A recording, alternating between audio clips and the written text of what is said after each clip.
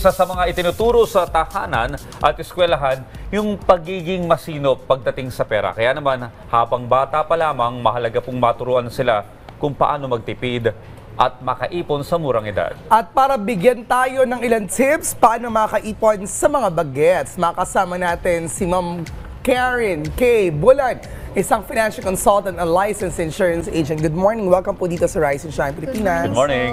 Good morning, everyone. So, ma'am, marami ka ng ipon. Oo naman, mukha naman kay Ma'am. Ang ganda ng tag niya dito.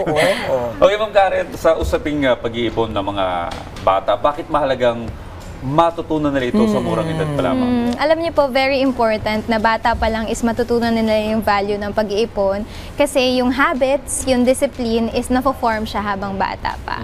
So, in simple and fun ways, we can teach our kids na, for example, meron silang baon, ayan, save ka muna a portion of it para matutunan nila mas maging natural sa kanila yung pag-iipon. Ayun. Yung iba ay kansya. Yes. Oo. Yung iba naman, ako nung bata ko, sinali ako ng nanay ko sa kooperatiba. Oo, may kooperatiba para sa mga bata. Magbulog ka ng 5 pesos, may mini passbook ka. Ko na narinig yan. Yes, ang Novaliches meron yan. Sumali ako doon. Pero hindi ko nabalikan. Nakaipon yata ako ng 45 pesos. Ayan, hello, yes, dumaan. So, bata ka pa lang noon, naiintindihan mo rin yung concept ng Yes, kooperatiba. pag-iipon, pero hindi ko siya ginawa kasi naging magastos ako after.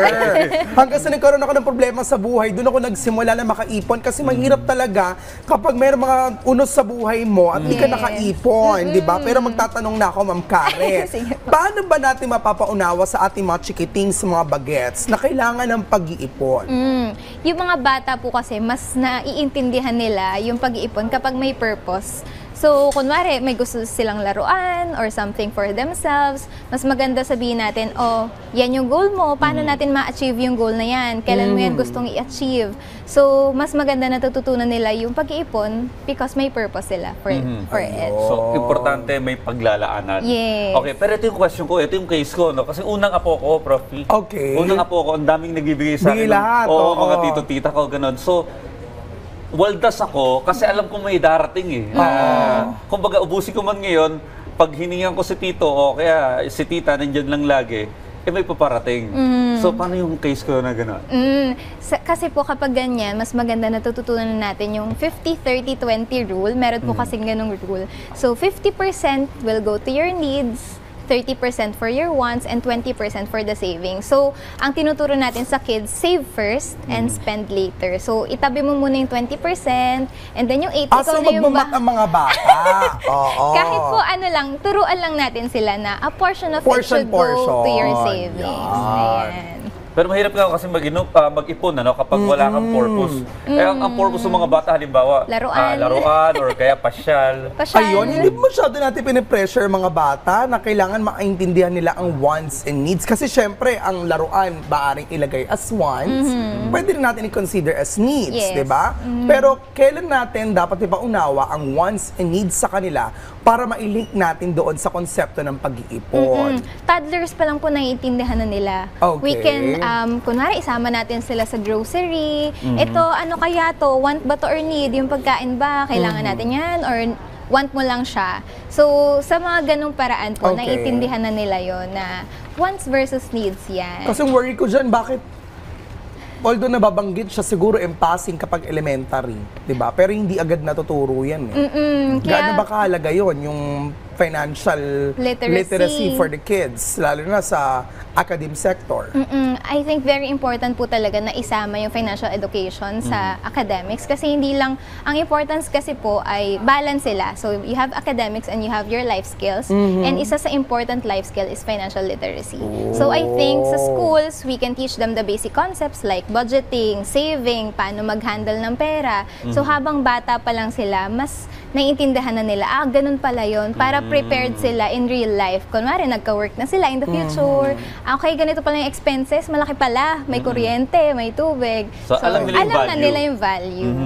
Pero alam nyo, may mga scammer daw pagdating sa mga ipon ng mga bata. Talaga? Yung mga nanay. Ay, oo. Ako muna magtatabi niyan, anak. Tapos pag gusto mo nang umalis, ay wala na, bakit? pagkatapos kitang Oo. tinisin ng siyam na buwan sa sinapupunan ko. Pero eto sa modern day, 2025 na, effective pa ba sa mga bata yung mga alkansya?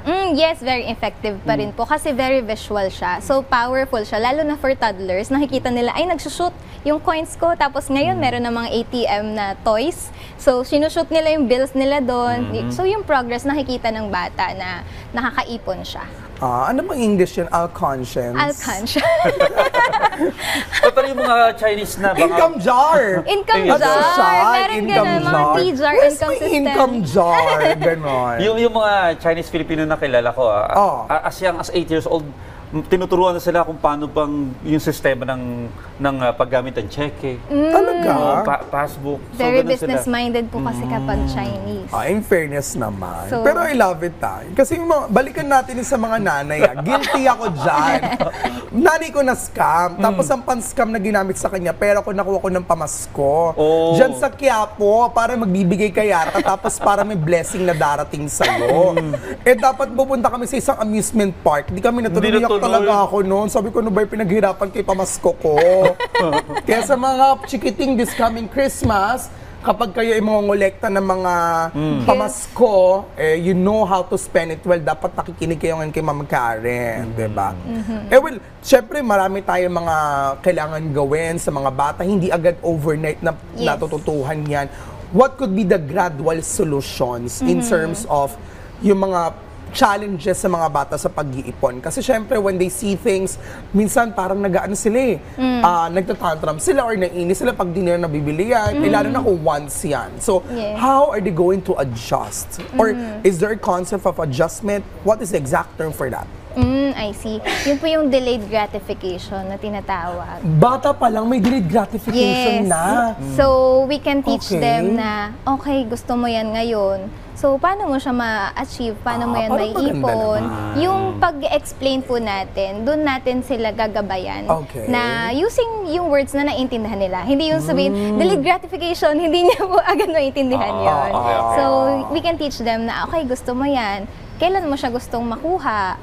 And then, paano mo siya magagawa? Magkano iipunin mo per week? 100 Yun ang pwedeng pesos gawin ng ba? parents. Yes, we can guide them. So, guidance lang talaga from us. And also, sa mga bata, may mga phones na sila, di ba? Oo. So, social media talaga po plays a vital role din kapag dating sa Okay. financial literacy. So, we can guide them ano yung i-consume mo sa social media and ano yung mga iiwasan mong panoorin. So, yung mga ganun po. Ganun gawin natin kay baby. Well, maraming salamat sa mga tips at advice na yan, para mas maging responsable yung mga kabataan sa paggasta ng kanilang Yes. pera. Maraming salamat po sa pagpapaunlak sa aming programa ngayong umaga, Ma'am Karen K. Bulan. Thank you, Thank you so everyone. much. Thank you po.